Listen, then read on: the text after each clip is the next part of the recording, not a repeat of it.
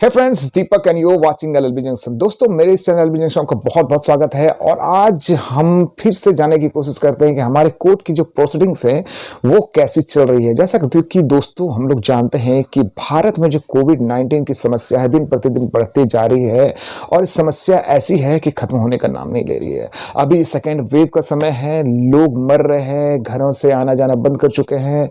मैं इसका खुद से भुक्तभोगी हूँ। जो आप मेरे सर पर बाल नहीं देख रहे हैं, इसका बस एक यही मात्र रीजन है, कोविड-19। खैर छोड़िए इन सब बातों को, हम लोग बात करते हैं कि कोर्ट की प्रोसीडिंग कैसी चल रही है अभी के समय में, पेंडेमिक के समय में। दोस्तों, जैसा कि हम लोग जानते हैं, कई महीनों से कोर्ट की जो प्रोसीडिंग है कोरोना के कारण बंद पड़ी हुई थी। बीच में थोड़ी सी राहत मिलते ही हम लोगों को कुछ प्रोसीडिंग में छूट मिली थी, लेकिन फिर से बस कोर्ट का बस वही हाल है।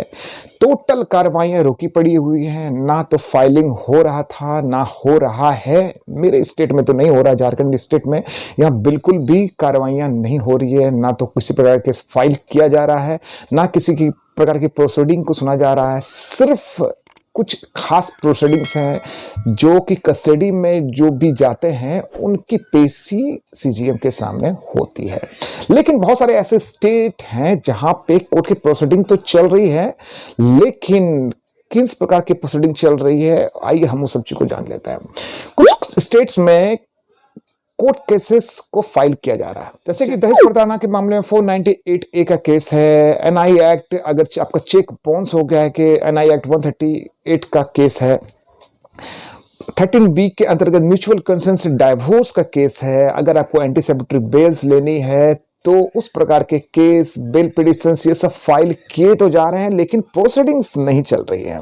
प्रोसीडिंग्स नहीं चलने कहने का मतलब ये है कि अगर आप का जो केस है वो किसी खास स्टेज पे, जैसे कि अगर आपका केस गवाही पर है, या फिर आपको डब्ल्यूएस देना है, या फिर किसी भी प्रकार का स्टेज है आपका केस में, डब्ल्यूएस देना है, गवाही चल रही है, या फिर किसी भी प्रकार का जो भी आपका स्टेज है केस में, उस स्टेज को एज इट इज रखा जा रहा है। उस स्टेज पे किसी प्रकार की कोई प्रोसीडिंग को नहीं सुना जा रहा है।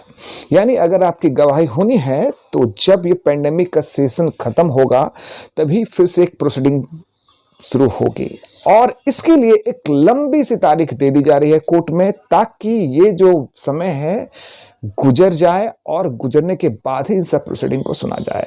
और रही जहां तक की बात, अगर ये प्रोसीडिंग शुरू होती भी है तो वर्चुअल मोड में शुरू होगी, ना कि फिजिकल मोड में। और वर्चुअल मोड में कितना काम होता है दोस्तों, ये हम लोग बहुत अच्छी तरह से जानते हैं। अगर आप वर्चुअल मोड में देखने जाएं तो सिर्फ बेल पिटिशंस, बेल, एंटीसेप्टरी बेल्स के अलावा किसी प्रकार की कोई भी चीज सुनी नहीं जाती है। अगर आपका मैटर आर्गुमेंट पे पड़ा हुआ है तो आर्गुमेंट बिल्कुल भी नहीं होगा वर्चुअल मोड में। तो दोस्तों, अगर आप अपने केसेस के बारे में चिंतित हैं तो आप अब भी घर पर रहें, सुरक्षित रहें। इस पेंडेमिक में घर पर रहना ही ज्यादा अच्छा है।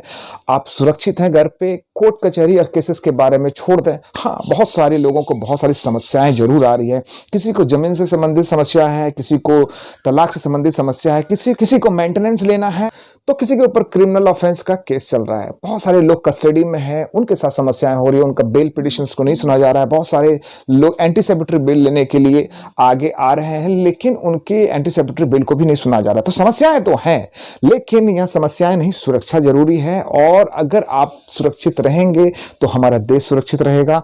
हम सुरक्षित रहेंगे तो कोर्ट की कार्रवाइयां भी शुरू होगी और कोर्ट की प्रोसीडिंग्स को भी सुना जाएगा। तो दोस्तों, हम आशा करते हैं कि आप लोग घर पे सुरक्षित रहें और स्वस्थ रहें। इसी के साथ मैं अब विदा लेता हूं, लेकिन मेरे इस चैनल को लाइक, सब्सक्राइब और शेयर जरूर करें, ताकि आपको नित्य प्रतिदिन मेरे बनाए गए वीडियो मिलती रहे और मेरे चैनल एलएलबी जंक्शन को सदा आप देखते रहें। तब तक के लिए दोस्तों, जय हिंद, जय भारत।